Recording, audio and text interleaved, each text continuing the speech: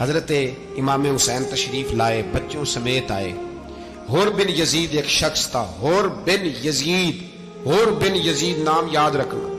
حور بن یزید ایک مختصر سا لشکر لے کے اس نے امام حسین کو ایک جگہ پہ روکا، پھر دوسری جگہ پہ روکا، بالآخر تیسری جگہ پہ روکا تو امام حسین نے فرمایا جگہ کون سی ہے؟ کہا حضور کرب و بلا۔ فرمایا بس یہی خیمے لگا دو، یہی۔ حضرت سیدہ زینب نے پوچھا امام حسین سے کہ سارے زمانے نے روکا ہے، ٹھیک ہے آپ حق پہ ہیں، یہ بھی سب نے کہا ہے آپ حق پہ ہیں، پر روکا بھی سب نے، آپ روکے کیوں نہیں؟ تو ابن کثیر اور ابن اسیر لکھتے ہیں کہ امام حسین رو پڑے، کہنے لگے بہن میں رک جاتا پر میں نے رات کو نانا مصطفیٰ کو خواب میں دیکھا ہے۔ تو حضور نے فرمایا حسین اگر آج یہ رواج پڑ گیا نا یزید جیسے لوگوں کا تو قیامت تک پڑا رہے گا، پھر لوگ کہیں گے کوئی نکلا نہیں تھا تو ہمیں بھی نکلنا، پھر لوگ ظالموں کے سامنے گردنیں جھکانے کے عادی ہو جائیں۔ میں کہتا رہتا ہوں، کہہ رہا ہوں، کربلا کی جنگ کفر اسلام کی جنگ نہیں، کفر اسلام کی جنگ نہیں کربلا کی، کیونکہ یزید تو بڑا پکا نمازی تھا، خطبہ دیتا تھا وہ تو۔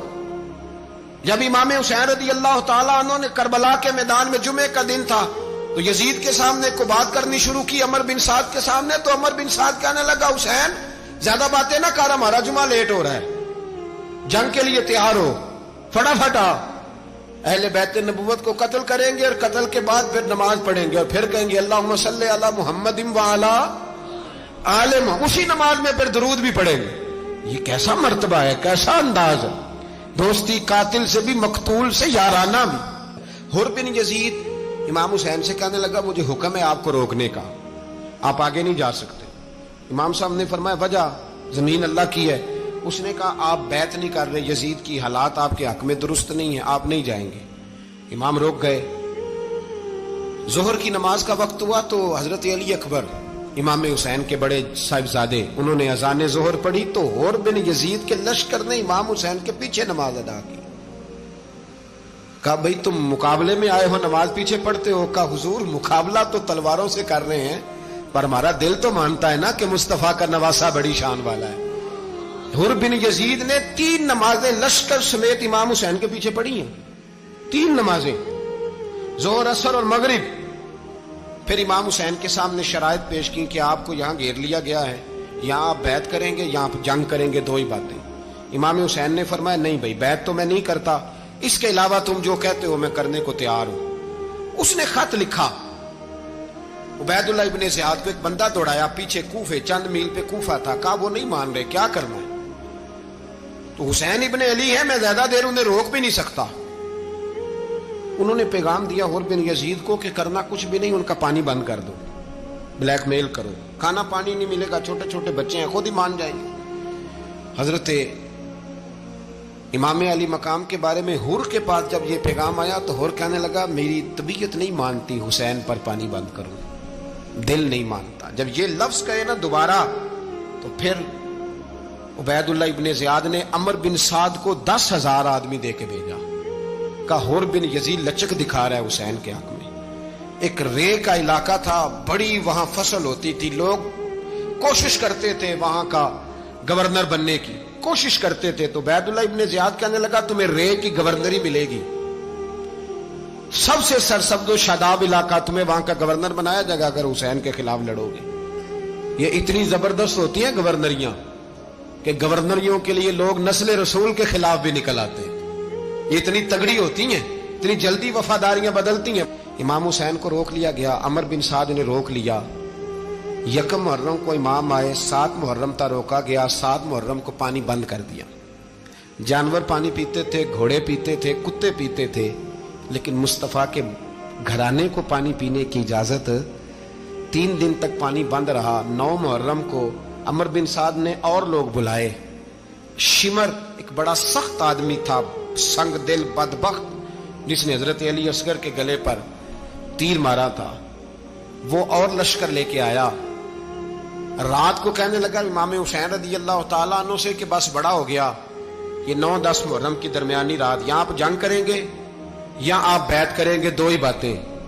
امام حسین اندر گئے، سیدہ زینب سے مشورہ کیا، باہر آئے، فرمایا بات وہی ہے جو پہلے دن والی ہے۔ او بھائی بچے ساتھ ہو، सहरा का इलाका हो, तपती हुई रेत हो, इतने कठिन और सख्त हालात, चारों जानब मौत ही मौत, दूर दूर तक अपनों का नामो निशान कोई नहीं, और अकेले फैसला करने वाले इमाम हुसैन, बाकी सारे बच्चे हैं या औरतें, सारे बड़े अकेले।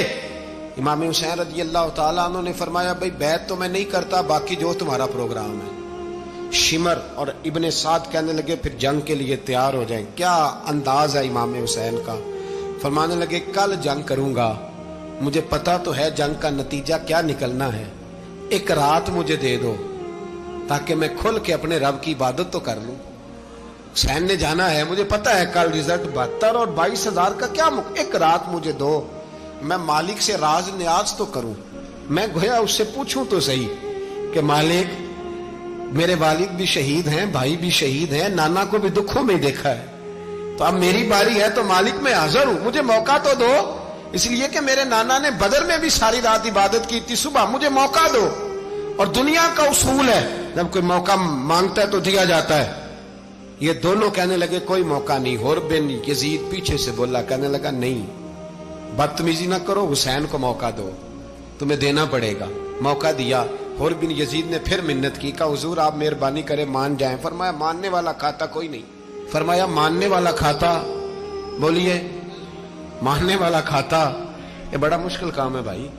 जमीर का सौदा अब तो आम हो गया, बाजार लगते हैं, रेट लगते हैं, अपनी अपनी चाहतों पे लोगों ने अपने अपने अंदाज सजाए हुए। कोई आदमी बस अच्छे तरीके से नाम ले ले तो बस हम उसके पीछे चल जाते हैं।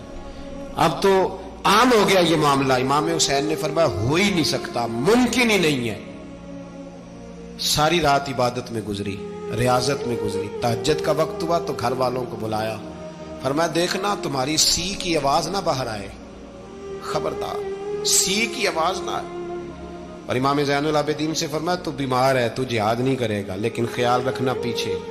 और बड़ी कीमती बात बता रहा हूं, हमारी बीवियां किसी के घर मैयत हो जाए तो 4 दिन बुखार नहीं उतरता। इमाम अली मकाम ने सैयदा ज़ैनब से फरमाया तू बड़ी है, मेरी बहन है, पीछे सारे बच्चे हैं, जवान हैं, इनके हौसले तेरी जिम्मेदारी हैं। सुबह जंग का तबल बजने लगा, फजर की नमाज पढ़ी, सूरज चढ़ा, 10 मुहर्रम का दिन, जुमे का वक्त। जनाब सैयदना इमाम हुसैन रज़ी अल्लाह ताला अन्हु ने रेत पर सजदे किए, लंबे सजदे, लंबी नमाज। सूरत शम्स की आयात दूसरी रकत में पढ़ी तो सारा करबला गूंजने लगा। क्या अंदाज़े तकल्लुम था इमाम अली मकाम का। नमाज मुकम्मल हुई तो हुर बिन यजीद, अमर बिन साद और शीमर से कहने लगे वाकई हुसैन से लड़ोगे, पता नहीं कौन है। कुल्ला सालुकुम अलैहि अजरन, तुमने नहीं पढ़ा, इल्लल मवद्दत फिल कुर्बा, तुम्हारी आंखें बंद है। अल हसन वल हुसैन सय्यदु शबाब अहले जन्नह, तुम्हें नहीं पता। कहने लगा चुप कर, हुकूमत नजर आ रही है। और बिन यजीद कहने लगे फिर मेरा भी फैसला सुनो, मुझे हुकूमत नहीं चाहिए, मुझे जन्नत चाहिए, हुकूमत नहीं चाहिए। इमाम हुसैन की पहली फतह देखें, और बिन यजीद एड़ी लगा के ना यजीद के लश्कर से निकल के इमाम हुसैन के लश्कर में शामिल हो गया। और पहला शख्स जिसने इमाम हुसैन को रोका, इमाम हुसैन के नाम पर पहला सर भी इसी शख्स ने कटाया है। लेकिन यजीद की कब्र पे लानत भी कोई नहीं बरसाता, उसका महल था बहुत बड़ा। लेकिन जब लोग करबला में इमाम हुसैन को सलाम करने जाते हैं तो कदमों में हुर बिन यजीद का मजार भी बना हुआ है, उसको भी सलामी दी जाती है। और अब हम अकेला हुर बिन यजीद नहीं कहते, हम कहते हैं हुर बिन यजीद रदी अल्लाह ताला। अब हम इतनी ताजीम करते हैं उस हुर की। जनाबे इमाम हुसैन को मैदान में खड़ा किया गया, जिहाद का तबल बजा, पहले खुद्दाम आए। और सुन लो, आज वो पता नहीं बाजारी से लोग चढ़ गए स्टेजों पे, बाजारी से, ना चेहरे पे दाढ़ी है, ना सर पे कोई कपड़ा है, बाजारी लोग हैं, भाग रहे हैं, बाजू चढ़ाए हुए हैं, बटन खोले हुए हैं, तमाशा बना दिया। सुनने वालों का भी अल्लाह ही हाफिज है। वो स्टेज पे ये अहले बैत की शान बयान करता है, भाग के उधर जाता है, ये कोई तरीका है। सुनने वालों का भी अजीब अंदाज है, हर बंदे को सुनने बैठ जाते हैं। दीन मुहज्जब है, तहजीब वाला है, दलाइल रखता है, दीन वकार रखता है, ऐसे लोग अब दीन बयान करेंगे। हजरत सैयदना इमाम हुसैन रज़ी अल्लाह ताला अन्हु सुबह जब जिहाद का वक्त आया, पता है कौन कौन थे करबला में? امام حسین کے ساتھ امام حسین کے 4 بھائی تھے کربلا میں. کتنے؟ بول کے بتائیں. حضرت علی کے 4 بیٹے، عباس بن علی، جن کو حضرت عباس کہا جاتا ہے نا، علمدار، یہ حضرت علی کی دوسری زوجہ میں سے. عباس بن علی بھی تھے اور ابو بکر بن علی بھی تھے، عمر بن علی بھی تھے، عثمان بن، یہ حضرت علی کے بچوں کے نام ہیں. یہ آپ کے شہزادے امام حسین کے ساتھ شہید ہوئے. ان کا نام صرف اس لیے نہیں لیا جاتا کہ ان کا نام خلفائے ثلاثہ کے نام پہ، حضرت علی نے اپنے یاروں کے نام پہ رکھا ہے تو تم نے کربلا کے میدان سے خارج کر دیا. یہ تینوں شہزادے حضرت جناب سیدنا امام حسین کے ساتھ تھے، یہ بھی شہید ہوئے. حضرت جناب زینب امام حسین کی سگی بہن ہے. ان کے 2 بچے تھے، اون و محمد. جب امام حسین میدان میں جانے لگے تو جناب زینب بچوں سے کہنے لگی، نہ پہلے بھائی نہیں جائے گا، پہلے بھانجے جائیں گے. 2 بچے شہید ہوئے. حضرت قاسم بن حسن امام حسن کے بیٹے تھے. وہ جب میدان میں جانے لگے تو امام حسین نے کہا، نہیں بھائی تو نہیں جائے گا، تو میرے بھائی کی نشانی ہے، میں جاؤں گا. تو حضرت قاسم بن حسن نے ایک تعویذ کھول کے دیا کہ ابا جی میرے والد نے کہا تھا جب بڑی مشکل آ جائے تو تعویذ کھول کے دیکھنا. تو آج بڑی مشکل آئی ہے تو میں نے تعویذ کھولا ہے، تو یہ دیکھیں کیا لکھا ہے. یہ تو رکا ہے، تعویذ ہے ہی نہیں. جب کھول کے دیکھا تو اس پہ لکھا تھا، قاسم اگر حسین پہ کوئی کڑا وقت آ جائے تو بیٹے کے آگے آگے رہنا، اگر کڑا وقت میرے بھائی پہ کبھی آ جائے نا، دیکھنا اس کے آگے آگے چلنا، اسے حسن کی کمی نہ محسوس ہو. پائیاں جہا ساک نہیں کوئی جے وچ خار نہ ہوئے. سیدنا امام حسین پہلی دفعہ کربلا میں اس وقت روئے جب یہ رکا. آپ نے دیکھا تو فرمایا ٹھیک ہے، اگر حسن کی یہ وصیت ہے تو میں نے زندگی میں اگر ان کی ہر بات مانی ہے اب بھی مانوں گا، تمہیں اجازت ہے. جناب قاسم بن حسن 16 سال کا جوان جب میدان میں نکلے تو ہائے ہائے پتہ نہیں کہاں سے آ گئی ہے. امام قاسم بن حسن جب میدان میں نکلے تو تبری سے لے کر علامہ ابو الاسناد صاحب سب کو پڑھ کے تو دیکھو. 3 دن کی پیاس ہے، شدید آزمائش ہے، دکھ ہے، تکلیفیں ہیں، پھر بھی پہلی دفعہ جب میدان میں گئے ہیں واپس آئے ہیں 19 لوگوں کو قتل کر کے واپس آئے. 19 لوگوں کو ایک بار میں حضرت ایسے ہی تماشا بنا دیا. مظلوم تھے وہ تو رو رہے تھے. ہر مقرر یہ کہہ رہا ہے کہ وہ تو بار بار کہہ ابا پانی مل جائے، پانی آ جائے، ترس گئے. خدا کا خوف کرو، یہ دلیر لوگ تھے. ان کی باتیں آج بھی پڑھ کے دلیری پیدا ہوتی ہے، دلیری پیدا ہوتی ہے، دلیری. سناؤ قصہ خیبر کو تمامی اپنے بچوں کو. علی کی داستان سن کے دلوں سے ڈر نکلتا ہے. علی کی داستان سن کے دلوں سے یہ جو بچے ڈر رہے ہیں نا، وہ چمگادڑ آ گئی، کاکروچ آ گیا، یہ خوف نکل جائے گا اگر حضرت قاسم بن حسن کی بات سنے گی. درجنوں لوگ آپ نے قتل کیے. ایک دفعہ آئے کہا چاچا یزید کا لشکر تو بڑا بزدل ہے، اگر چند قطرے پانی میرے حلق سے گزرے تو میں سارے کاٹ کے لے آؤں گا آپ کے پاس، چند قطرے. لیکن تھوڑی دیر گزری، عمر بن سعد کہنے لگا اکیلے اکیلے جاؤ گے تو علی کا پوتا ہے، یہ سب کو مار دے گا، کٹھے جاؤ. چاروں جانب سے تیر برسے. ایک تیر لگا آ کے گردن کے پیچھے، بس جناب سیدنا قاسم بن حسن گھوڑے سے نیچے گرے. تو جناب زینب حوصلہ کر کے آنسو سمیٹ کے کہنے لگی میں دیکھ رہی ہوں پردے کے پیچھے سے حسین میرے بھائی کا بیٹا گر گیا ہے، جا اسے اٹھا کے لا. حضرت امام حسین ان کو اٹھا کے لائے تو امام حسین نے سینے سے لگایا ہوا تھا تو ان کے پیر، ان کا قد لگتا تھا امام حسین سے زیادہ ہے. اٹھا کے لایا، لٹا دیا گیا. امام حسین کے اپنے بڑے بیٹے میدان میں نکلنے کو، علی اکبر نام ہے. جب جن لوگوں نے حضور کو نہیں دیکھا تھا وہ جب کہتے نا ہم نے نبی پاک کا دیدار نہیں کیا تو بتاؤ کس طرح کے تھے، تو بتایا جاتا تھا کہ جناب علی اکبر کا دیدار کرو، ہم شبیہ مصطفیٰ. اور جب وہ گلیوں میں نکلتے تھے تو عورتیں چھتوں پہ چڑھ جاتی تھیں. جناب علی اکبر رضی اللہ تعالیٰ عنہ تلوار لے کے میدان میں نکلے، جوان بیٹے دینے بڑے مشکل. او یارو رٹا کیا ہے یہ تو بتاؤ، کہ ظالم آدمی حکمران ہے یار، یہ رٹا ہے، ایک ظالم کا رستہ روکنا ہے. اس رٹے کے لیے ہم شبیہ مصطفیٰ جناب سیدنا امام علی اکبر میدان میں نکلے، بڑے لوگ مارے، بڑے. پھر ایک تیر ان کے بھی گلے میں لگا اور جب وہ گرے نا زمین پہ تو حضرت इमाम हुसैन दौड़ के आए, दौड़ के, और जब तशरीफ लाए तो उनके गले से तीर खींचा तो एक जुमला लिखा है साहिब तबरी ने, उसने हद कर दी। कहने लगे तीर खींचा तो इमाम हुसैन की आंखों में आंसू आए।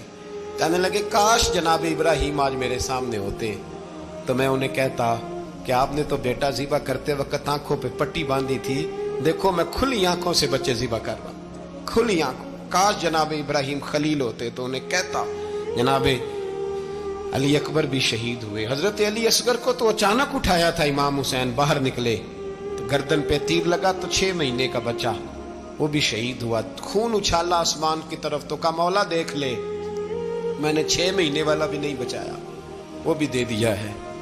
फिर हजरत अब्बास को बेटियों ने कहा कि अब ना, कुछ कहते हैं पहले शहीद हुए, कुछ ने लिखा बाद में, अब हमसे पानी के बगैर नहीं रहा जाता। तो जनाब अब्बास पानी का मशकीज़ा लेके निकले, बाहर निकले, एक हाथ कटा, दूसरे पे मशकीज़ा वो भी कटा। देख लो मैं पस मंजर पे हूं अभी तक, मैं बता रहा हूं कि जिहाद किसके खिलाफ था? जालिम हुक्मरान के खिलाफ, जालिम काफिर के खिलाफ नहीं, मुशरिक के खिलाफ नहीं। हजरत इमाम हुसैन रज़ी अल्लाह ताला अन्हु ने हर जगह एक ही बात की कि यजीद शराबी है तो बच्चे कटवा दूंगा, शराबी को वोट। ये एक नहीं, हर किताब में यही लिखा, हर किताब में, और हर मसलक की किताब। यजीद चूंकि मुजरे देखता है, रंडियों का नाच देखता है, बच्चे कटवा दूंगा, उसके हाथ में हाथ। इमाम हुसैन ने फरमाया चूंकि अल्लाह की हदों को तोड़ता है, हुकूकुल्लाह पामाल करता है, हुदूदुल्लाह, बच्चे कटवा दूंगा लेकिन उसके हाथ में हाथ। सारा दिन खुद मुजरा देखना और 10 मुहर्रम को 2 देगे पका के हुसैनी बन जाना, सारा साल खुद गंद मंद करना, शराबियों के साथ रहना और 10 मुहर्रम को 2 आंसू बहा के याद रखना। मैं हमेशा कहता हूं, फिर कह रहा हूं, जिसके मोबाइल में गंदे गाने हैं, गंद देखता है, शराबी कबाबी का सपोर्टर है, वोटर है, या मुजरे देखता है, आता जाता है, वो याद रखे कयामत में इमाम हुसैन का हाथ होगा, उसका गिरेबान होगा। हमसे न रकम होंगे कसीदे यजीद के, हम लोग तो हुसैन के सीरत निगार। हजरत अब्बास बाजू कटा, फिर पानी तो भर लिया था, ला ना सके, फिर गर्दन कटी तो शहीद हुए। बच्चों की भी शहादत हुई, पर जब उनका लाशा उठाया तो इमाम हुसैन कहने लगे मौला अब ना हुसैन की कमर कमजोर हो गई है, अब कमजोर हो। और भाई एक मैयत हो जाए तो 4-5 दिन तो पूरी आंखें नहीं खुलती, कैसा जर्री खानदान है। थोड़ी देर गुजरी तो इमाम अली मकाम ने पटका बांधा, सर पे दस्तार बांधी, मौला अली की तलवार पकड़ी, नबी पाक का इमामा बांधा और घोड़े पे सवार हुए तो कहने लगे ज़ैनब घर तेरे हवाले और मैं अल्लाह के हवाले, घर तेरे हवाले और मैं। और फिर इमाम हुसैन निकले, इमाम अली मकाम निकले। रावी कहते हैं कि ये जलवा पहले भी बड़े सोने थे, पर आज जो रंग देखा वो कभी नहीं देखा। क्या अंदाज था, जिधर जाते नारा लगाते तो हद हो जाती। इतने लोग इमाम हुसैन ने काटे, इतने काटे, फिर वापस पलट के आए और कहने लगे ज़ैनब जरा पर्दे के पीछे से देख तो सही मेरी बहन, इन बुज़दिलों को जुर्रत ही नहीं हो रही हुसैन के मुकाबले में आने। एक दूसरे को धक्का देते, तू जा तू जा, फिर इकट्ठे वार हुए। ये कौन है कटा हुआ, लिबास है फटा हुआ, ये बिल यकीन हुसैन है, नबी का नूर ऐन है। फिर चारों जानिब से तीर बरसे तो इमाम अली मकाम चूंकि नमाज का वक्त हो गया था, उतरे घोड़े से, खून बह रहा था, गर्म तरीन रेत से तयम्मुम किया, सर सजदे में रखा और जब शिमर आपकी गर्दन काटने लगा तो कहने लगे ठहर जा जरा, रब से एक बात कर लेने दे। और फिर बोले इमाम हुसैन, कहने लगे मालिक तू अब बता के हुसैन से राजी है कि नाराज है, तू बता। तो फिर एक आवाज आई, या अय्यतुहन नफ्स मुतमइन्ना इरजिई इला रब्बिकी रादियतम मर्दिया। फरमाया नफ्स मुतमइन्ना वापस आ जा, तू अल्लाह से राजी है, अल्लाह तुझसे राजी। इमाम हुसैन वहां शहीद हो गए। अब ये काफिला इमाम हुसैन का सर काट, जरा देखना गौर करना, सर काट के नेज़े पे रखा है, जिस्म करबला में पड़ा है। औरतों को घोड़ों पे बिठा के ले जाया गया यजीद के दरबार में। यजीद पहले उबैदुल्लाह इब्ने ज़ियाद ने बदतमीजी की, फिर यजीद ने की। सऊदी अरब का एक मौलवी बोल रहा था, सऊदी अरब का, उनसे भी बड़ा इश्क है, जिसने तकरीर सुननी हो मेरे पास है। हमें लोग मशवरे देते हैं कि जो यजीद को अच्छा कहे और हुसैन को बागी कहे उसको हम इमाम मान लें।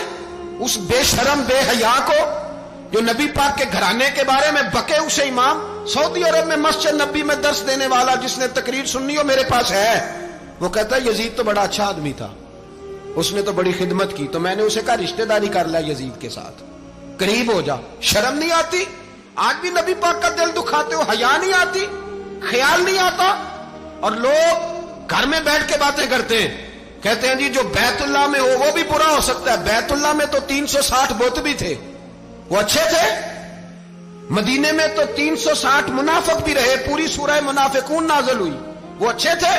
عجیب تماشا بنا دیا لوگوں نے مذہب کا۔ کہتا ہے یزید نے تو بڑی خدمت، تو عبید اللہ ابن زیاد نے قتل کیا۔ بے شرمو، اگر عبید اللہ ابن زیاد نے بھی قتل کیا تھا تو حکومت کس کی تھی؟ تو پھر یزید نے عبید اللہ ابن زیاد کو سزا کیوں نہیں دی؟ بلکہ ایک جگہ 2 گورنریاں دی اس کو، یہ حال کیا۔ بلکہ سنو کہ یزید چھڑیاں مار رہا تھا، چھڑیاں۔ امام حسین کے لبوں پہ تو نعمان بن بشیر صحابی تھے، بول پڑے، کہنے لگے یزید بدبخت، ہاتھ پیچھے اٹھا، مجھے اللہ کی عزت کی قسم میں نے سینکڑوں بار نبی پاک کو ان ہونٹوں کو چومتے دیکھا ہے۔ حضرت جناب زینب عورتوں کے مجمع میں پیچھے ہو کے بیٹھی ہیں۔ یزید کے پاس جب پہنچا لشکر تو یزید کہنے لگا دیکھو اللہ نے مجھے عزت دی اور میرے مخالفوں کا کیا حال ہوا۔